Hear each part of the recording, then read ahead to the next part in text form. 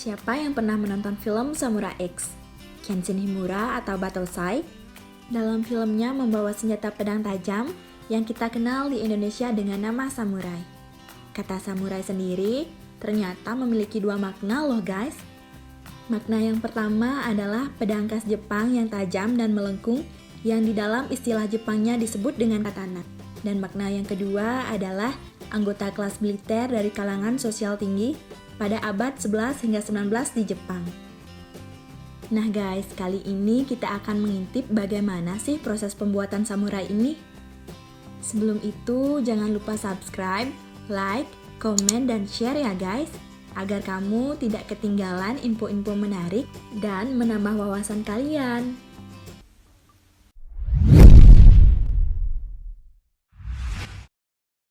Pedang samurai adalah salah satu ikon bangsa Jepang yang sangat dikenal. Pastinya kalian semua bertanya-tanya kan guys, seberapa tajam sih samurai ini? Dan bagaimana proses pembuatan dari samurai ini? Nah, sekilas info aja nih guys buat kalian. Salah satu pedang yang paling tajam yang pernah masuk sejarah berasal dari Jepang, yang diberi nama Masamune Katana. Namun, jenis pedang ini hanya tinggal beberapa saja guys, yang masih ada sampai saat ini.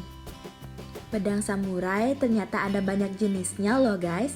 Pengen tahu kan apa aja jenis-jenis dari pedang samurai ini?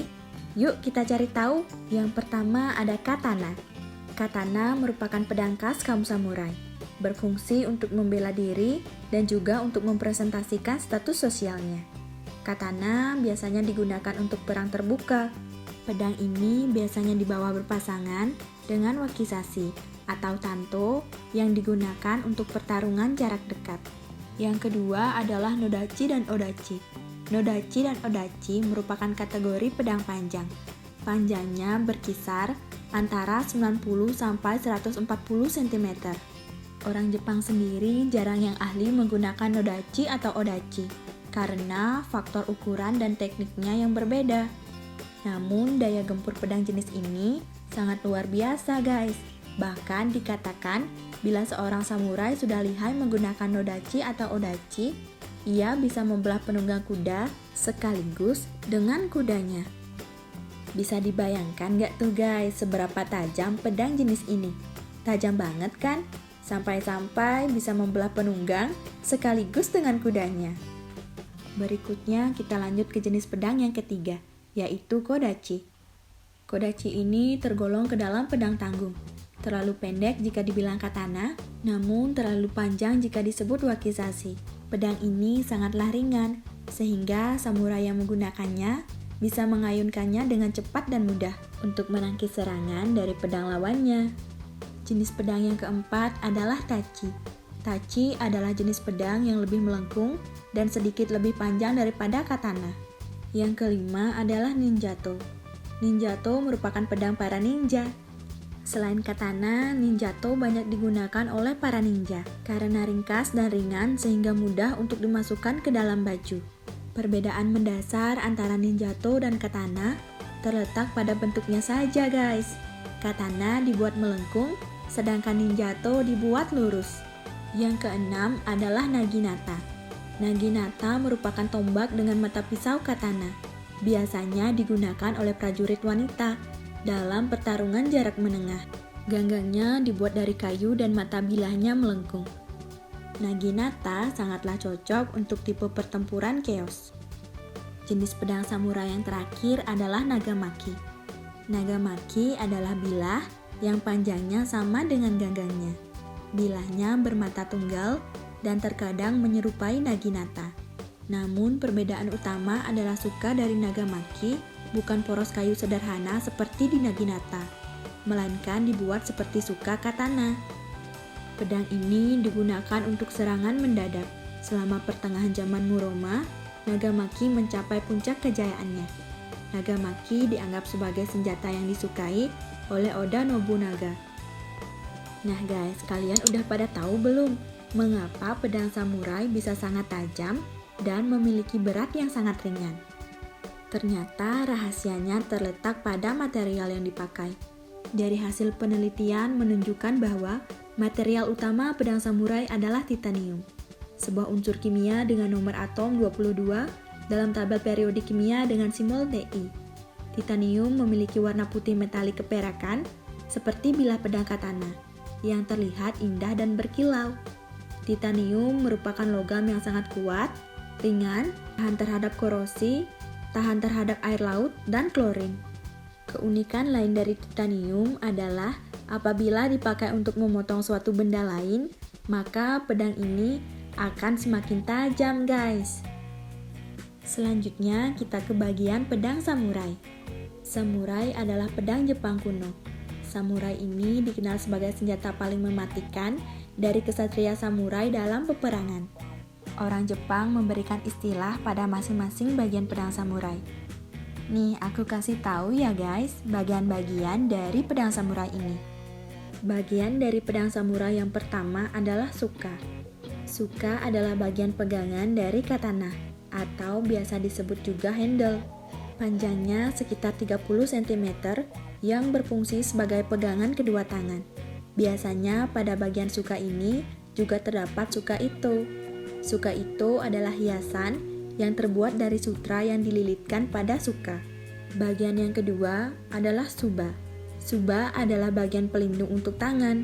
Ini digunakan untuk menahan pedang lawan agar tidak melukai tangan pemakainya. Yang ketiga ada saya.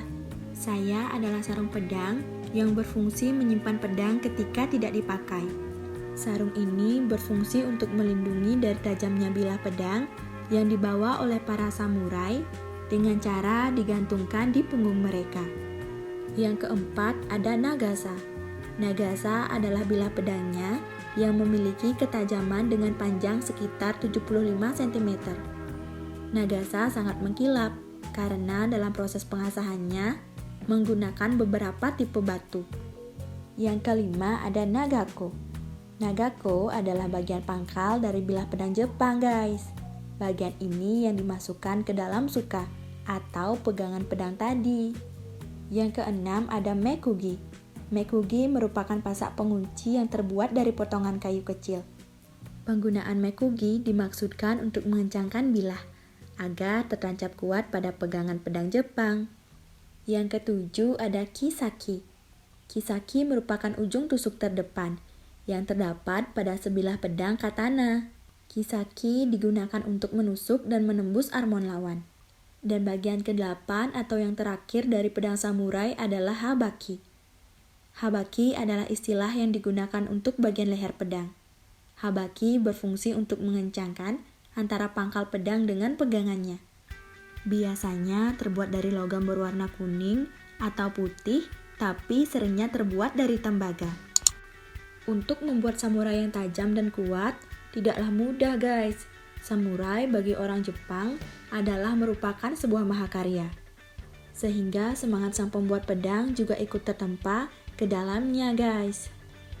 Pedang ini dibuat dengan cara ditempa secara manual, hingga diyakini bahwa tidak ada dua pedang yang bisa sama karena dibuat sendiri-sendiri dan khusus untuk orang atau samurai tertentu. Pembuatan pedang samurai dianggap sakral, guys. Lusinan pandai pedang akan bekerja sepanjang waktu selama berbulan-bulan. Kadang-kadang lebih lama untuk menghasilkan sebuah samurai. Nah guys, langkah pertama dalam pembuatan pedang samurai adalah peleburan baja. Baja awal disebut dengan tamahagane. Diproduksi dengan melebur pasir besi atau pasir yang mengandung biji besi dengan arang dalam tungku tanah liat besar yang dikenal sebagai tatara. Langkah ini sangat penting dan mengharuskan pekerja untuk menjaga proses ini selama 72 jam tanpa jeda. Langkah yang kedua adalah menyortir baja. Setelah proses peleburan selama 3 hari selesai, tungku tanah liat yang digunakan untuk mengekstrak tamahagane atau baja dibuka. Dari sini mereka memisahkan baja sesuai dengan kandungan karbonnya. Untuk mendapatkan samurai yang tajam dan kuat, empu dari samurai akan mencampurkan takaran baja yang mengandung karbon tinggi dan rendah. Langkah yang ketiga adalah memurnikan baja. Potongan-potongan tamahagane atau baja terbaik yang didapat lalu dikirimkan ke ahli pedang, yang kemudian diolah dengan dipanaskan, dipalu, dan dilipat berulang-ulang kali, hingga 16 kali atau lebih, agar dapat lebih menyatukan besi dan karbon. dan untuk menghilangkan kotoran-kotoran lain yang tersisa. Langkah yang keempat adalah menempa bilah. Setelah baja dimurnikan, mulailah masuk ke proses selanjutnya, yaitu penempaan. Baja yang memiliki kandungan karbon tinggi dipanaskan dan dibentuk menjadi potongan panjang dengan saluran berbentuk huruf U. Baja dengan kandungan karbon rendah juga dipanaskan dan ditempa menjadi lempengan, yang juga dimasukkan ke dalam saluran berbentuk huruf U tadi. Kedua lempengan baja tadi kemudian ditempa bersama-sama. Peleburan atau penggabungan ini bertujuan khusus, yaitu baja keras membentuk kulit terluar pedang yang akan menghasilkan ujung yang tajam. Sementara baja dengan karbon rendah berfungsi sebagai inti yang tahan lama. Langkah yang kelima adalah melapisi bilah. Setelah proses penempaan tadi, berikutnya adalah proses pelapisan bilah. Proses ini menggunakan campuran tanah liat dan bubuk arang. Pelapisan dengan campuran tadi dilakukan pada seluruh bagian bilah pedang.